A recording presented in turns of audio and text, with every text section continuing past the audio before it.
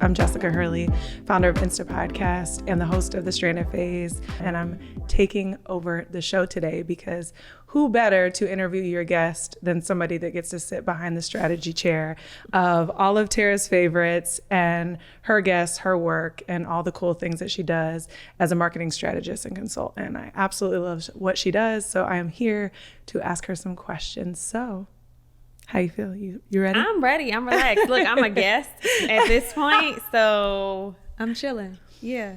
So if you've ever listened to my show, we're jumping off the deep end real quick. Okay. So I have to say that when I met you, this was a given, right? And anyone listening will know this as an audience member, or if they've known you in the capacity at which you do as a consultant, your skill level is unmatched. You've worked with Fortune 500 companies. You have been in the corporate realm. You've been a trusted go-to voice in the industry. Absolutely incredible. One of my personal favorite things about you is that as I've gotten to know you, you are layered. You're like an onion. I'm a Gemini. So there's multiple personalities. There's personalities here. 25 different ones ready to go at any given point in time. You're who you want to be when you wake up. Correct. Yeah. Yeah. Ask my husband. I'm sorry.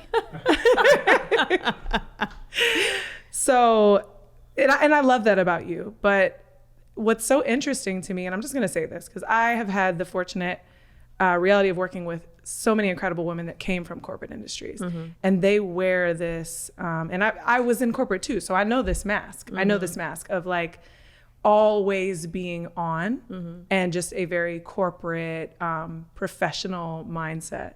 And when I got to know you, I was like, wow, there's so much there. You're spiritual, you're grounded, you have such a keen understanding to like, everything from manifestation to trust and patience, which I think from a corporate world is the opposite. We're so used to do it now, do it fast. Two-part question. Where did you get that from? Like, where did you dive into this and feel like this felt like home for you, spirituality wise? And then how do you balance it? Because I can get real floaty up in like. How do I balance what? The spirituality? Spirituality and business. Because I'm just going to say this. If you've ever met like a healer or someone that's super spiritual, they don't run business well. Like they'll be like, I'm not very technical, or they struggle with the balance that is required as a CEO and a founder. There's some work we got to do. So what inspired you to deep dive into your spirituality? And then how do you balance founder and spirituality, being grounded? Like, how do you balance it all? That's a good question. And you asked me this and I was like, I honestly don't know how I developed my spirituality. I think for me, it started when I was younger and I was raised in the church, raised Christian, Baptist, and I would question everything, right? I just have always been a questioner. If you were to talk to my parents, they would say my first word was why. And I would always be like, well, Dad, why? Or Mom, why? Like, why this, why that? And you were that child? Yeah, I was that child. I would be like, why? And it's not just why do we have to do something. I would want to know the why behind whatever. And to the point of being raised religious, I was questioning the church. I was questioning the Bible. I would read things and they wouldn't make sense to me. And I would question, but I really wouldn't get the answers. Like I wouldn't get a true answer. So I've always been that person. So I think that there was some disconnect for me there because I couldn't get the answers. And now that I'm thinking about this, I'm also thinking about, doctors, right? I remember, family members going through things and I would ask, well, like, why is this happening? Like my grandmother had colon cancer and I'm like, well, why? Can you explain this to me, why it happens? So I'm always been the seeker of information, and I guess I didn't trust it. And it's interesting that you mentioned trust because I am a very trusting person when things make sense to me. Yes. The whole time I'm listening to you say this, I'm going, okay, so wait. For you to question everything, need to know the process and want to know why, that is the opposite of who I am. Of being spiritual. Right. And trusting, because that is a true journey of surrender. You're saying, whatever I think, whatever I see, whatever I know, whatever I uncover, I trust it to be true. And there's not much factually behind it. So I'm like, that's very interesting. I don't really know how it came. I think it was a combination of a bunch of different things. And I think for me, as I got into like young adulthood, so like early to mid 20s, I spent a lot of time by myself. I wasn't in a relationship. I wasn't seeking a relationship. I was really trying to build who I was and figure that out. And so much so that I spent time abroad by myself. I used to live in Paris. So I was on a study abroad mission. And I think that was probably one of the most profound experiences that I have had, because I literally, if you've ever been in one of the flats in Paris, they are literally a room with the bathroom and the pull-out bed and all that stuff. And everything is small. And everything is small. Like, that experience made me realize just how much waste we have here in the United States. And then it also made me realize how much I don't necessarily need, or what we've been taught that we need that we don't necessarily need. So it made me appreciate things a lot more. I don't really know if I'm answering the question, Jessica. No. But it's, you know, a bunch of different experiences have led to me developing my own spirituality. And I won't say that it's just like one thing. I take from a bunch of different things. See, this is actually where we're so alike. And this is why I think I trust you so much in other capacities, because I feel the most seen and understood when I talk to you, because that's very much who I am too. It's like, I'm kind of all over the place. I absolutely believe in God. I absolutely understand who our creator is. I also think that there are other tools and modalities that were created to help us better understand ourselves. So I am kind of all over the place, but I wouldn't even categorize it as all over the place. I would say it's more accepting. Correct. Right? It's more accepting of there's not just one way. There's not just one way. And I think you and I have talked about this too at length, is like, we, in no shade whatsoever, but I've known several religious people that are very judgmental of those that use other modalities, because they believe that some people make those things their God. And to me, and I don't know how we got this far, but to me, I think that it is prayer and action. It is connection with self. To me, it's God led me there. I'm now using these modalities to deeper understand myself so that I can take action in manifesting and creating and attracting and getting into alignment with whatever God has planned for me. It's almost like these are tools I use to speed up the process. Absolutely. Instead of, because most people learn themselves through mistakes. We all do. Right. I feel like a lot of these modalities allow me to learn and see them quicker. They allow you to learn, they allow you to see them quicker, but then they also allow you to explore really who you are as a person versus blindly following something that you can't get answers from or for or to, or however you want to phrase that, right? So I think that I am the person that I am because I'm very accepting. Very much so. I want to go back to what you said, because you skimmed over it and I'm like, no, that has got to do with everything probably as to why who you are. People don't spend time with themselves like that. Oh yeah. If you've never spent time by yourself, and I what I'm talking about, I'm not talking about a weekend. I'm talking about years. Yes, of course I had a job and I had a corporate job, but I was really spending like time by myself, figuring out what I wanted to do, who I was. A lot of times people don't get the opportunity to do that, or they really just don't have the time to do it. But it is very much a part of who I am. And I've always been independent. So, that can kind of play into it as well.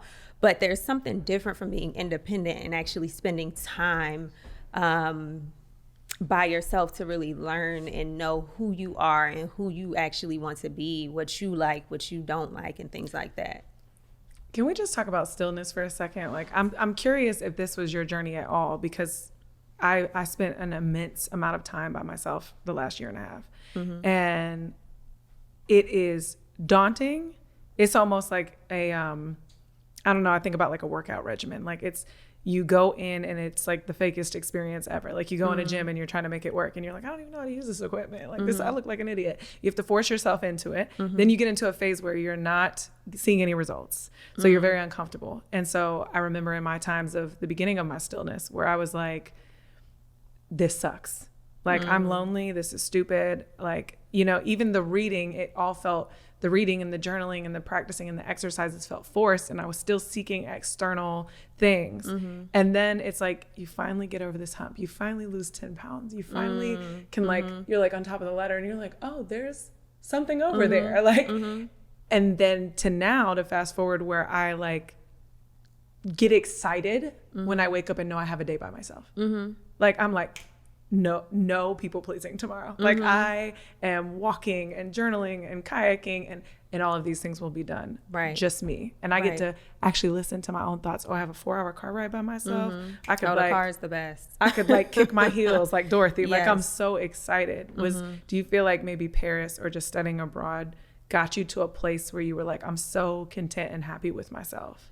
It was definitely Paris. I went through those phases, right? To answer that part of the question, I definitely went through those phases when I was in Paris that pretty much, you know, I went through the phase where I was like, oh, I miss people, right? I miss my people. I miss my family. In the time when I was in Paris, it was actually their rainy season. So it was different. Like it was very depressive. Like it was a whole lot to deal with. So I'll say that, but I did go through those phases where it was like, I miss my people. But in all actuality, I've always been comfortable being by myself. And so even when I was younger, I want to say I was in the 8th grade, I went on an immersion experience and I went to Barbados with a group of students and some teachers. And it was a program through Atlantic City. I'm from Atlantic City. It was a program through, I think, the Boys and Girls Club. I don't remember. But I went down to Barbados and people would look at that and be like, yo, are you crazy? You sending your daughter to Barbados by herself? Like, I've just always been wired that way to do things, you know, by myself and spend time by myself. But I did go through those phases in Paris. Of course, I think it's natural to kind of miss people, to miss that interaction. But once you settle into it and you really start to connect with yourself, which is the most important, I think that is when you really start to tap into some really true power. I'm listening to you say this and I'm thinking this is what came up for me, and you tell me if this sounds about right. I feel like your strength is you're attached to nothing. Like detachment, like flow. Like your primary flow comes from like, it would be great. It would be nice. I see the best intentions with this.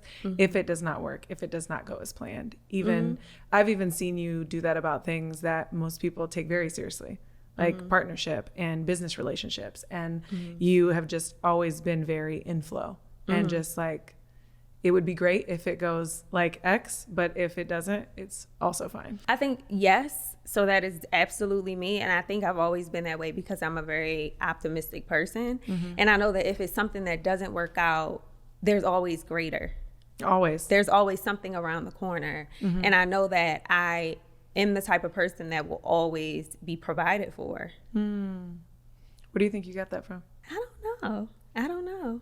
Because I feel like there's a point where, because I honestly did not grow up in a family that was that way. So I honestly don't know. Maybe it was the way that I saw, because again, I question everything. So I would think, you know, why are they thinking this way, or why are they doing things this way? And I would do the opposite. And it almost came across as me being rebellious, but I just really was like, you know, that rebellious spirit would come up out of me, that personality, one of the 25, right? And so I think that's why my mother and I would clash, because I would always question her. And I don't know if it was maybe deep down inside she knew, like, or she had an experience that, you know, some of the things I was questioning on, she maybe questioned herself, but we would go head to head. Yes. So you've always been kind of untamed. Untamed? I don't know if I would say untamed. Not rebellious, not untamed. I untamed. don't even think it's rebellious. I think I was just curious, but I don't think that people knew how to deal with that curiosity. Because you just didn't take anything at face value. No. It needed to be explained. It needed to be understood. And your version of certainty, stability, is like your stability and your trustworthiness lies in like, which is very interesting, is either like the facts, do the facts match up? Do the things make sense? Or, which I don't see this often, or on a soul level, does it feel right? Right. I was going to say, does it feel right? It has to feel right. Like even us recording, you know, for the podcast, I've said to you, like, let's cancel some sessions because I'm not feeling it. Yeah. And you go with that. Right. That's why I feel like you've mastered detachment. Like you've mastered flow. I just make a decision. It's like what it is. That's how I feel. I have to move on it. I have to act on it. When I meet people like this, I'm like, you probably never experienced FOMO, have you? Like fear of missing out on something? Of course. I've definitely experienced FOMO. I've experienced FOMO, but I think the way that I deal with it is I'll have that feeling in the moment, but I don't let it linger. I don't let anything linger. I think that's the thing. And I was actually reading, I just read a quote. Somebody posted it on Instagram, and my mother hates this about me. Like, I don't have a lot of memories from my childhood. I don't know why. I don't know what it is. But I read something. It was saying something about you don't have to have memories in order to like live a fulfilled life or to be healed. And sometimes not having those memories is actually protection for you. So my mom is always like, you had a great childhood. Like, well, how do you not remember? And I'm like, I don't know. Like my husband can ask me a question and be like, well, what happened like 2 days ago? I'm like, I don't remember, babe. And he'd be like, yo, it was just, I legit, I experience it and I let it go. Okay. This is so good. So hold on. So let's transition this into business for a moment, because now I'm like, okay, wait. So now I really see where you are, because this is very much me. Okay. Our businesses require, which we struggle to get there often when we're frantic. And I think you talk about this in some other episodes, but our businesses require of us to be visionaries. And sometimes, well, I used to think this was that I very much would joke and I'd be like, I'm an entrepreneur by accident. I'm not a visionary. I just kind of go with things as they come. But now I'm listening to this and I'm like, in this very moment, like you were just incredibly present with everything. Like to not live in, because what do they say? Like anxiety is thoughts of the future and trauma or something is thoughts reliving the past. Reliving the past. Yeah. So then the only thing left is to be immaculately present. And do you feel like you are very present? I should probably ask your husband, not you. I think I can do, I think that there's always, I think that I can do a better job at it, right? I'm not going to say that I'm perfect at it, but I am very intentional about being in the present. So that's why, like, if my husband and I are traveling, you won't know about it because I'm not recording anything on social media. Do not. Like, I don't have my phone. I came in here and I lost my phone. Said your brand manager. Right. And so if it's not for my husband, Dwayne, recording or taking pictures or like, hey, take a picture, do this. Like, he's made me more conscious to capture the moment so that you can relive it. But that's just not naturally who I am. So when I'm in an experience, I'm legit in an experience. I literally am laughing in my mind because I'm thinking about what you posted the other day when you and Dwayne you and your husband were sitting in the grass. In the grass. You were like, here we are sitting in the grass again. He was like, what are you looking at behind the scenes? I was like, no, we're in the grass. Like that's what we do. We are tree huggers. We're in the grass. We will get spiritual on you. Like we do all the things, but what it really does for us is it fulfills us. Okay, so tree huggers, love this because this is kind of like who I've transitioned into over the years. How do you balance, and I'm going to use the verb, how do you balance being a tree hugger and a founder of a successful business? How do you balance that? Because that is where I'm at in the middle of a struggle. I feel like I get really flowy. Yeah. And then I'm like, oh, ma'am, you have a business to run. Go back. Like, that's a good, okay, so I'm going to answer it this way. I think it's because I'm a Gemini. Like most people look at Geminis and they're like, yo, they're crazy. Two-sided. There's multiple layers to every person, right? But Geminis get a bad rap. And I think because I'm able to live with that duality, it keeps me balanced. Yes. Right? That's what keeps me balanced. I have the turn up side and I have the chill side. And most times I'm somewhere in the center, right? So it balances me. Centered. Yeah, like it really keeps me balanced. And so even if you're not a Gemini, there are ways to keep yourself balanced and grounded. And I'm very conscious about that. And I also can feel when I'm getting loopy or like when it's getting to be too much. What does that feel like? Explain that. Because it's like This is when you get the thoughts in your head and stuff starts spiraling and you start having that negative talk. And it's like, hold up. So then my other side comes in. One of those personalities comes out and it's like, no, this is not what we're doing today. We're going to do something else. And so if I need to go outside and like literally ground myself, which means I'm putting my feet in the grass, putting my feet on the earth to ground myself, then that's what I'll do. But you have to really be connected with who you are and be able to feel that and be able to know when things are getting off balance. Y'all gonna stop coming for us Geminis too. I remember being on a call with you and I was explaining that to you, that I felt like I had gotten very airy on this journey. And when we're talking about spirituality, I've deep dove into it almost felt like a season of like, I kind of became obsessed with it. Like a lot of just different It's easy to deepness. get sucked into it too. Yes. And then you also you have to be careful because you do. There was one point I wanted to be a yoga instructor. I wanted to do Bikram yoga. I don't know if y'all know what happened with the whole Bikram yoga thing, but the leader who founded Bikram yoga took that whole thing and he was allegedly, taking advantage of women.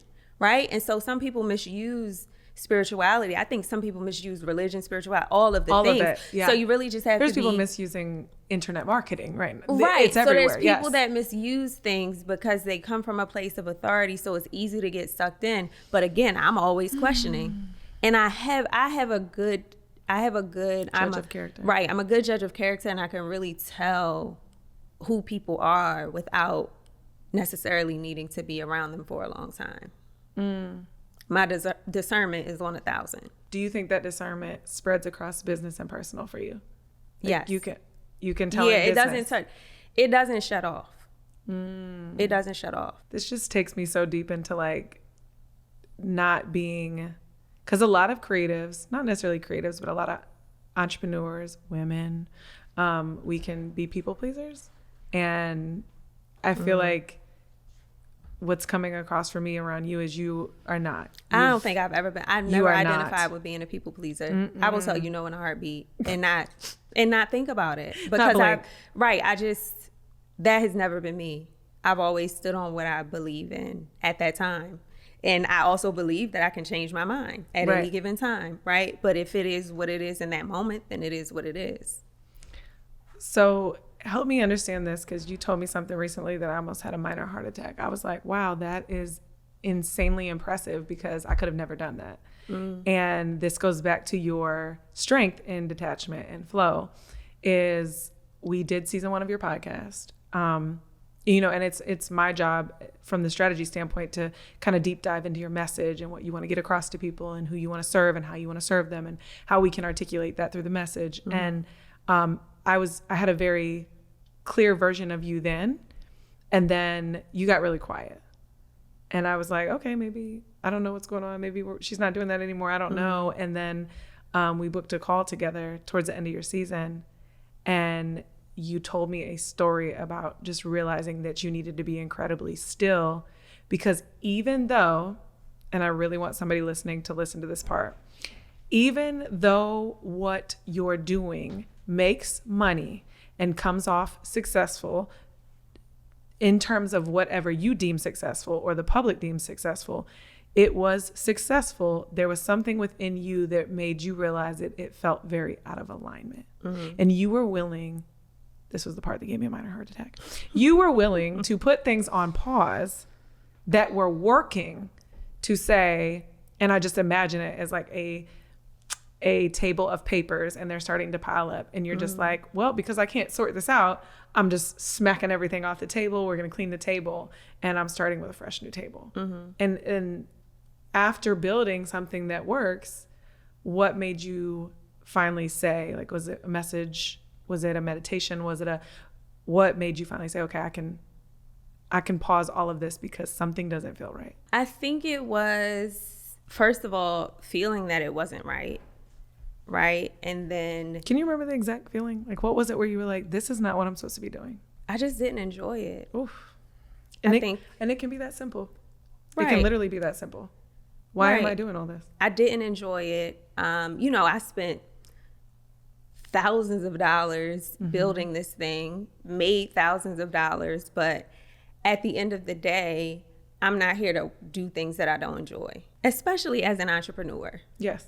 Right? If I'm charting my own course, if I'm building this business, if I am doing something that I'm supposed to be proud of and I don't enjoy it, then I might as well get a corporate job. And this is supposed to be my life by design. Right. How do I go from one unhappy place to the other? Right. And I built it. Right. I'm not feeding someone else's dream. I built this mess. Right. Here I am driving the ship I hate. Right. This doesn't make any sense. Right. Right. And so I shut it down, and I'm the queen of transitions. Like, even in corporate, when I left a job, the next job I had was not even related to the job that I had prior.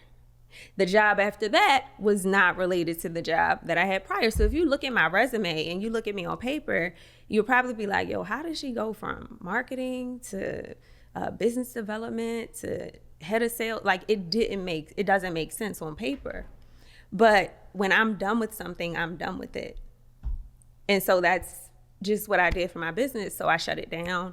I reframed my coaching program, which I'm no longer coaching, but for the people who need help, you can receive it as a course. And I said, I really want to get back to, first of all, helping a different caliber of client and helping them in a different way. Because I've always been a problem solver.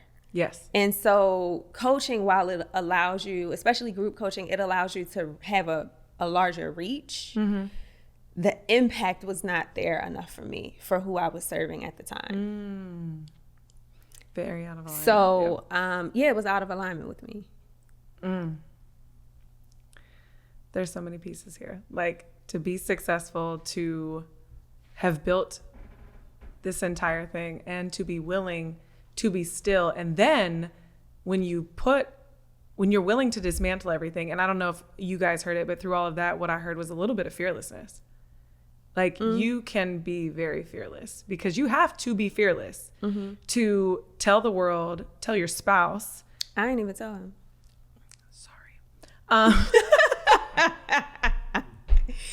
But you know what? I be praying for him. I really do. He's good. He know. You know what I love about him? He knows that whatever it is I decide to do, I'm going to make sure that we're good. We see it through.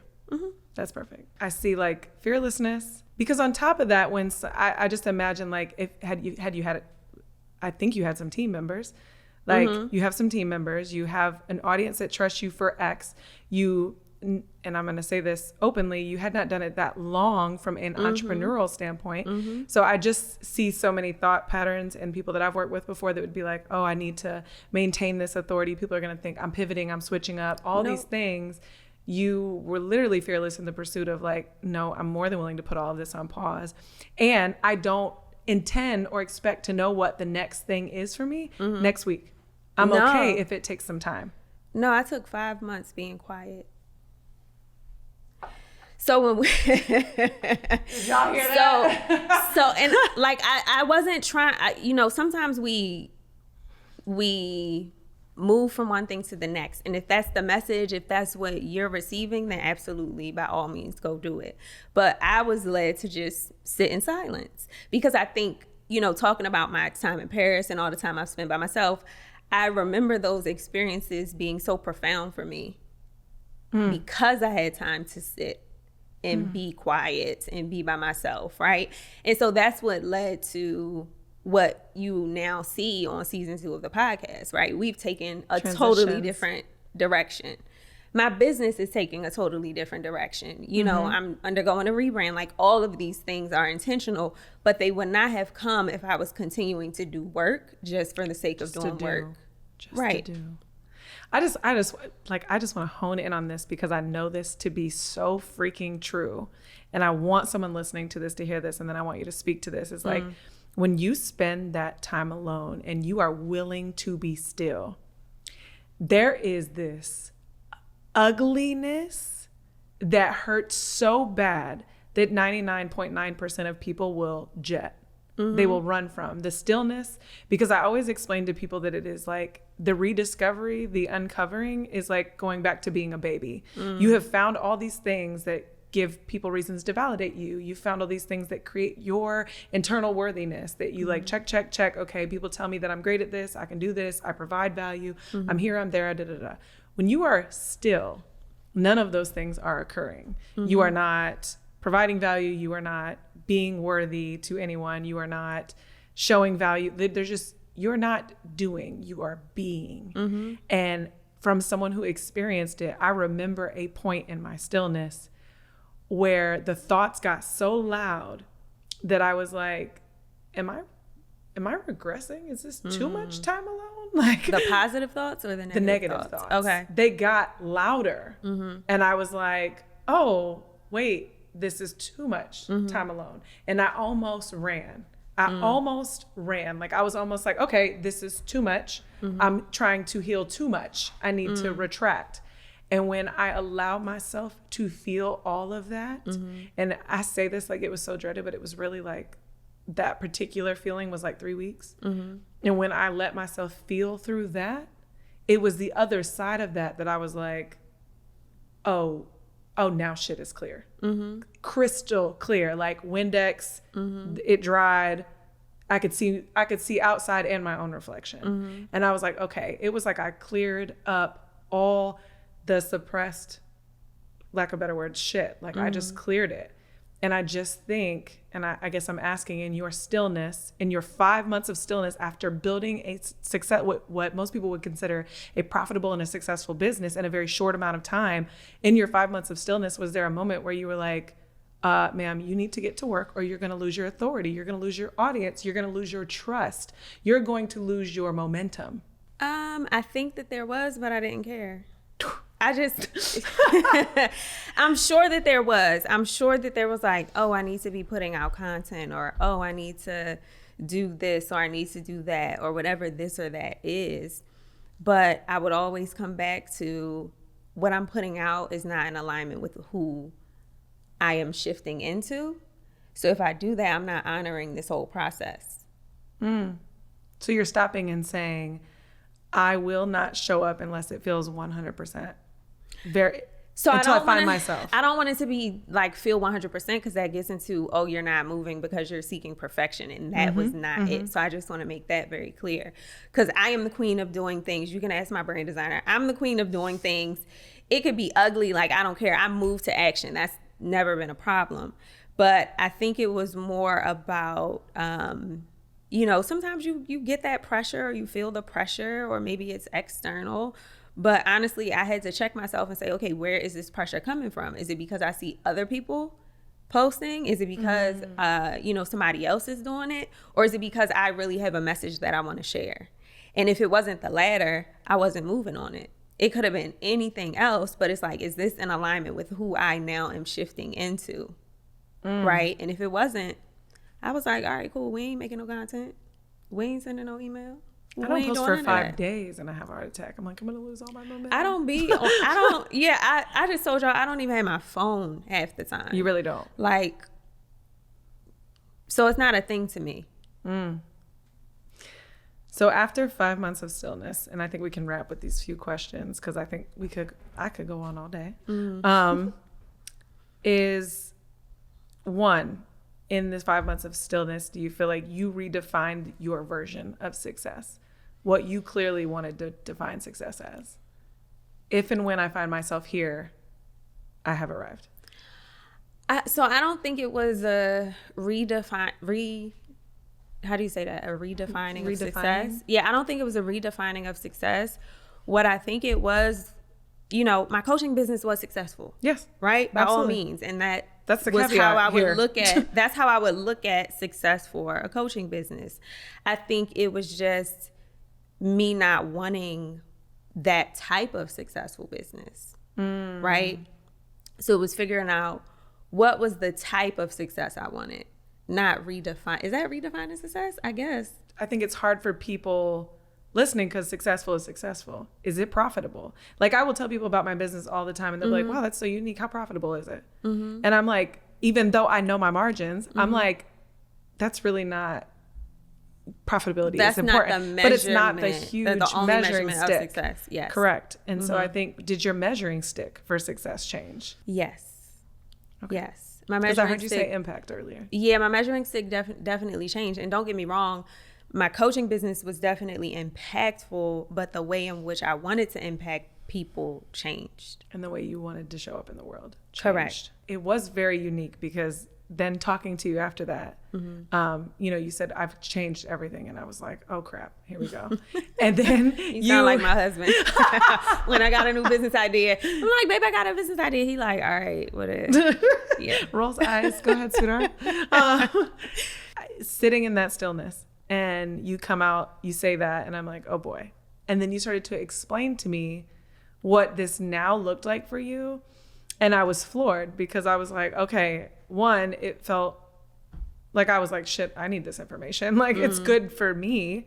It got very clear on that you had gotten very clear on who you wanted to help and how you wanted to impact people. What about it? You created it, and the framework is incredible, by the way, and you guys will learn more about it in the show. But what about it felt so right?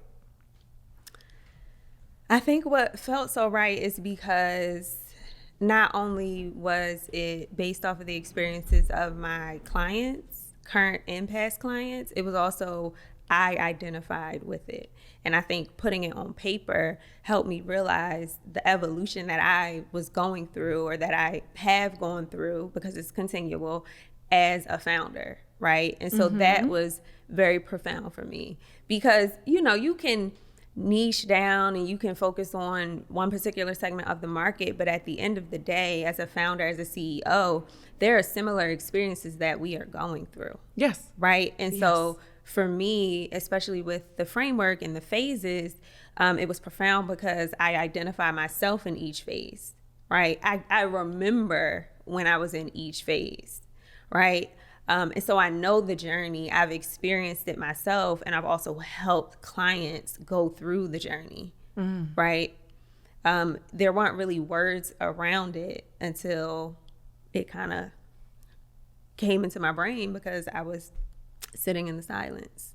I just hope after this episode, you guys really hear the message behind sitting in silence. Like, I literally crave silence now because I know that's where my creativity is born. I know that's where I can hear my thoughts without them being filtered through someone else's, and not just like processing verbally out loud with people, but just like without the filtered thoughts of the things that we hear all day. And sometimes that takes days, and sometimes that takes weeks of like sitting in silence of like, what do I actually want?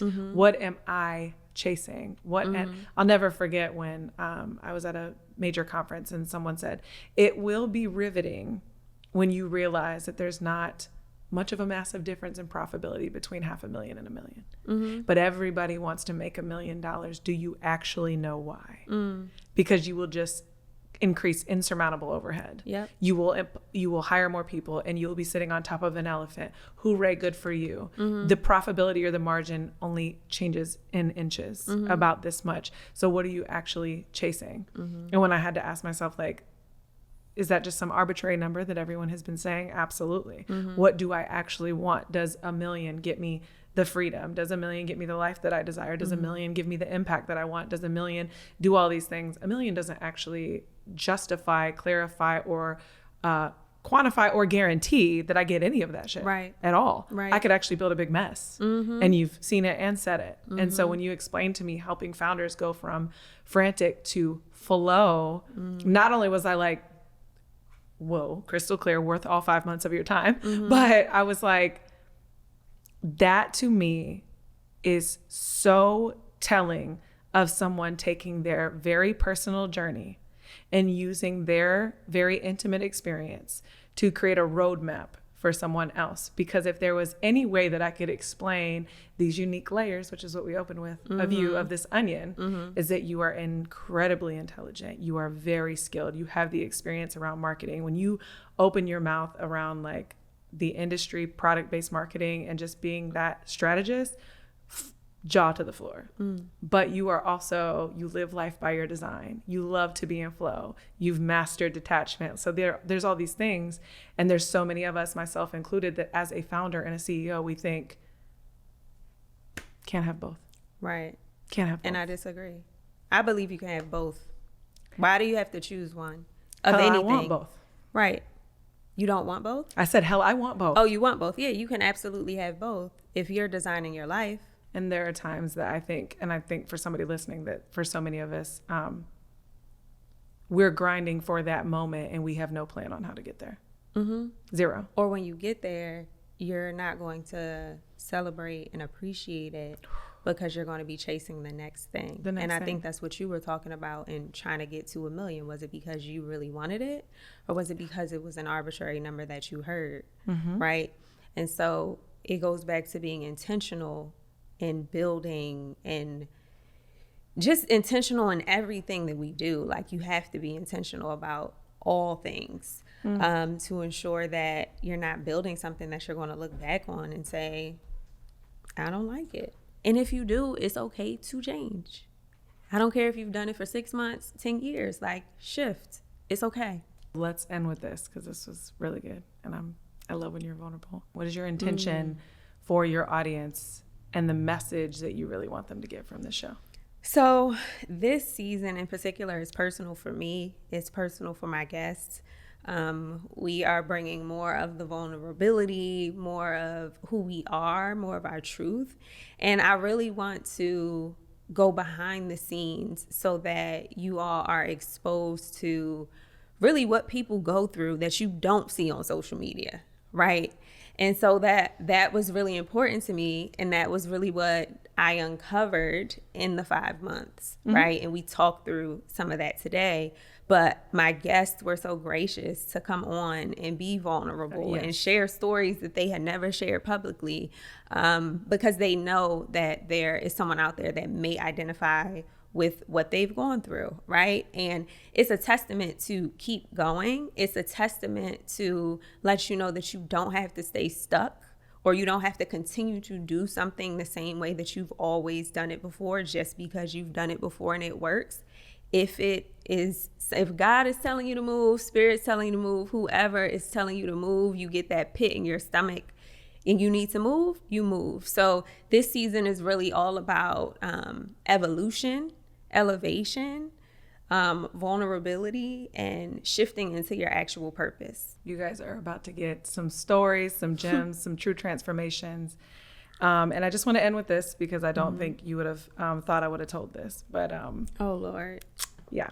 So just to speak to the testament that you are who you say. Well, you don't have to say anything. Who you are clearly shines and shows through your actions. But one of my favorite things about when I've explained other people to you, because after I met you, we had you come to Innovative Income, right? And I was just like, you have to meet this woman. Like, she's incredible. And it's funny, I don't explain you. The back end of the way I explain you to other people is the marketing consultant, the marketing strategist, even the spirituality. It was that the first time I met you and we recorded together for season 1, you gave me the safe space to open up to you that I was going through something personal. And I was very much deep in my transition out of a very serious relationship, and just you gave me the safe space to express that I was hurting yet still working. And so it's very important to me, and I think for a lot of us as business owners, entrepreneurs, and I think the year that we're going into transitionally, that we're all kind of like, hey, I work, I hustle, I love what I do, I'm also human, and I would like to be in a space where that's okay. And when you changed nothing about how you saw me after I told you that, because I've been in spaces where people have made me feel weak for that reason. And then when I got home, you sent me a gift. And I'm tearing up saying this. You sent me a gift, and it was a card that said, thank you for everything that I did, and that you were proud of me for showing up in the midst of my pain. And then there was a